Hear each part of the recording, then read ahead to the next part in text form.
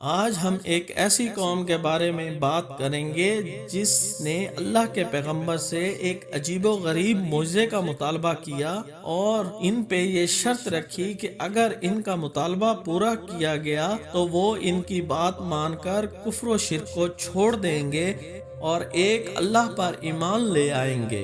حالانکہ اللہ تعالیٰ نے اس قوم کو بے شمار نعمتوں سے نوازا تھا، جیسا کہ مویشی، بیٹے، طرح طرح کے باغات اور چشمے۔ اللہ تعالیٰ نے اس قوم کو ایسا فن عطا فرمایا تھا کہ وہ پہاڑوں کو تراش کر عالی شان محل تعمیر کرتے اور پھر ان محلات پر اتراتے، ان میں اپنے بتوں کی پوجا کیا کرتے تھے۔ یہ قوم تبوک اور حجاز کے درمیان الحجر کے مقام پر آباد تھی۔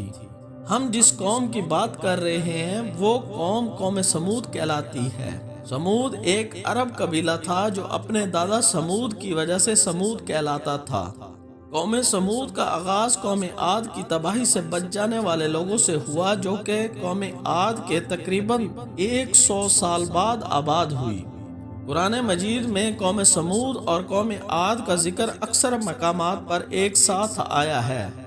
یہ لوگ قدرت کی بے شمار اور انمول نعمتوں کے ملنے کے ساتھ ہی غرور و تکبر میں مبتلا ہو گئے اور کفر و شرک میں پڑ گئے۔ اس کے علاوہ یہ لوگ کمزور لوگوں پر ظلم کرتے اور قافلوں کو لوٹ لیتے، چنانچہ وہ ہر طرف ظلم و زیادتی کا بازار گرم کر رکھا تھا۔ ایسے میں اللہ تعالیٰ نے حضرت صالح علیہ السلام کو پیغمبر بنا کے بھیجا تاکہ وہ ان لوگوں کی اصلاح فرمائے۔ حضرت صالح کا تعلق بھی اسی قبیلے سمود سے تھا۔ ان کا شجرہ نسب کچھ یوں بنتا ہے: صالح بن عبید بن حاضر بن سمود بن عابر بن ارم بن سام بن حضرت نوح۔ حضرت صالح علیہ السلام نے قوم کو ایک اللہ کی طرف بلایا اور ان کو حق کی دعوت دی اور کفر و شرک اور بتوں کی پوجا کرنے سے منع فرمایا۔ چونکہ یہ لوگ غرور و تکبر میں ڈوبے ہوئے تھے، انہوں نے آپ کی بات ماننے سے صاف انکار کر دیا اور آپ علیہ السلام پر طرح طرح کے اعتراضات اٹھائے۔ ان کی قوم کے کافر سرداروں نے اپنی قوم کو گمراہ کیا اور اہل ایمان کو بھی سیدھے راستے سے ہٹانے لگے۔ یہ لوگ جمع ہو کر حضرت صالح علیہ السلام کے پاس آئے اور ایک معجزے کا مطالبہ کیا کہ سامنے والی چٹان سے ہماری مرضی کے رنگ کی صحت مند، لمبی اور حاملہ اونٹنی برآمد کر کے دکھائیں، تبھی ہم آپ کو پیغمبر مانیں گے اور ہم آپ پر اور اللہ پر ایمان لے آئیں گے اور تمام برے کام چھوڑ دیں گے۔ بس حضرت صالح علیہ السلام نے اللہ تعالیٰ کے حضور دعا کی کہ یا اللہ، ان کے مطالبے کو پورا فرما۔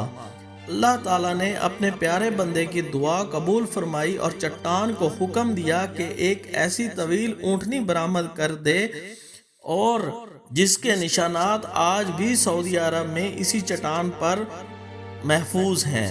لوگوں نے جب اونٹنی کو دیکھا تو حیران رہ گئے۔ ایسا حیران کن منظر دیکھ کر کچھ لوگ تو ایمان لے آئے، لیکن بہت سے لوگ اپنی بات سے مکر گئے اور کفر و شرک پر ڈٹے رہے۔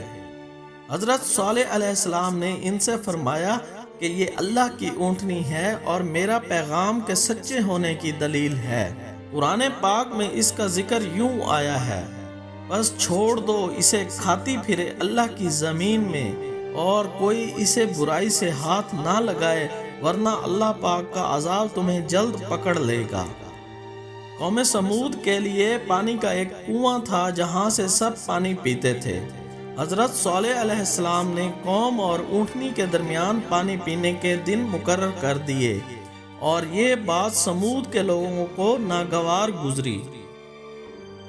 کچھ دن تو وہ اللہ کی اونٹنی کو برداشت کرتے رہے، لیکن پھر ان کافروں نے اونٹنی کو ہلاک کر دینے کا منصوبہ بنا لیا۔ ایک دن ان میں سے نہایت ہی ظالم شخص نے اونٹنی کی ٹانگیں کاٹ دیں۔ اونٹنی چیختی ہوئی زمین پر گر پڑی اور مر گئی۔ اونٹنی کا معصوم بچہ یہ منظر دیکھ کر گھبرا گیا اور بھاگ کر پہاڑ پر چڑھ گیا اور غائب ہو گیا۔ حضرت صالح علیہ السلام کو شدید رنج ہوا۔ انہوں نے فرمایا کہ تمہارے لیے 3 دن کی مہلت ہے، تم کچھ اور مزے کر لو یا راہ راست پر آ جاؤ، ورنہ پھر اللہ کا عذاب تمہیں گھیر لے گا۔ کافی لوگ اپنے کفر پر ڈٹے رہے اور اتراتے رہے اور عذاب کے انتظار میں بیٹھ گئے، کہنے لگے کہ چلو دیکھتے ہیں کیا عذاب اور ہلاکت کا نزول ہوتا ہے۔ انہیں کچھ اندازہ نہیں تھا کہ ان کے ساتھ کیا ہونے والا ہے۔